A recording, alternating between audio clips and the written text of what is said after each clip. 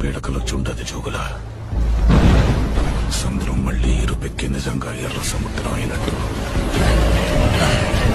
అది నా చేతుల మీదుగా అయినట్టు కనిపించుండాలి.